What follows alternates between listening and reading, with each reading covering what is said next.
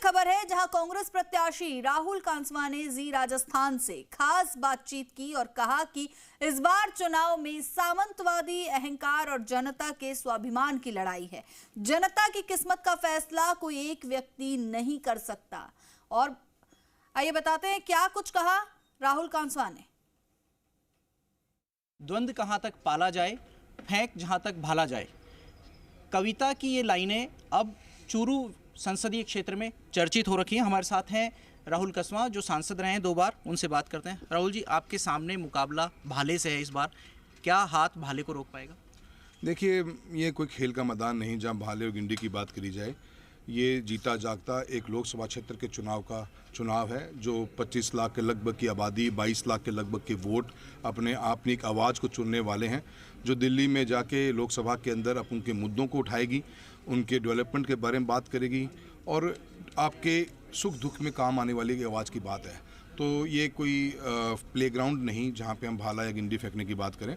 और मैं समझता हूँ चूरू लोकसभा क्षेत्र की जनता इस बार अपना एक मन बना चुकी है।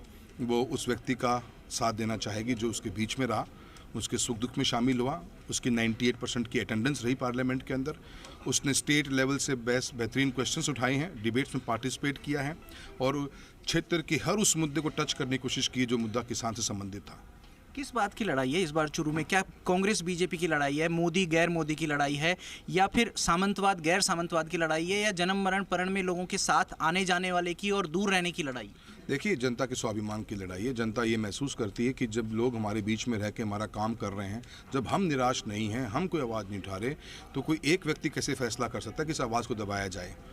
उस एक व्यक्ति के खिलाफ, उस व्यक्ति की सोच के खिलाफ, उस व्यक्ति के प्रताड़नाएं जो पिछले 35 साल में लोगों ने सहन करी हैं, कभी बच्चों का ट्रांसफ़र कर दिया, कभी किसी को झालावाड़ भेज रहे हो, किसी को बाड़मेर भेज रहे हो, अधिकारियों को दबा दबा के लोगों को आपने जिस तरह से एक राज चलाया है, विकास कभी आपका एजेंडा रहा ही नहीं।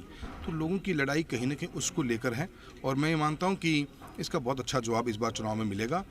जनता ने अपना मन बनाया है कि हमारे स्वाभिमान के साथ में हमारे आने वाले कल के लिए कोई एक व्यक्ति फैसला नहीं करेगा, हम खुद फैसला करेंगे, इसलिए चुनाव होते हैं। क्या आपका इशारा कि एक व्यक्ति के खिलाफ चुनाव है, क्या राजेंद्र राठौड़ की तरफ आपका इशारा है? देखिए जी, राजेंद्र जी को खुद को पता है कि उनका किस तरह के उनके काम रहे हैं और किस तरह की उनकी सोच रही, किस तरह उन्होंने अपने आप को उन्होंने अपने ऑरा को किस तरह बनाया है जिले के अंदर। उनके देखने का तरीका, बोलने का तरीका, वो खुद जानते हैं इस बात को। आज हमेशा से मैं नहीं, आप किसी से पूछो, जिस दिन से इलेक्शन हुआ, इलेक्शन से पहले भी 2019 में भी यही प्रॉब्लम थी कि राहुल की टिकट काट दो, 2014 में बेटे के पापा की टिकट काट दो।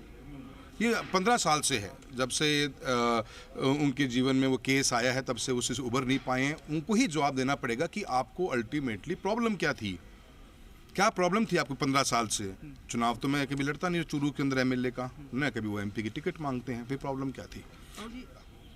शुभकामनाएं आपको। तो ये थे राहुल कांसवा जो कह रहे हैं कि चूरू से बीजेपी की जीत की हैट्रिक रोकने की शुरुआत वे करेंगे। साथ में भी ये भी कह रहे हैं कि ये चुनाव स्वाभिमान का है और किसानों के सम्मान का है। कैमरा पर्सन विजय करण के साथ शशि मोहन, जी मीडिया।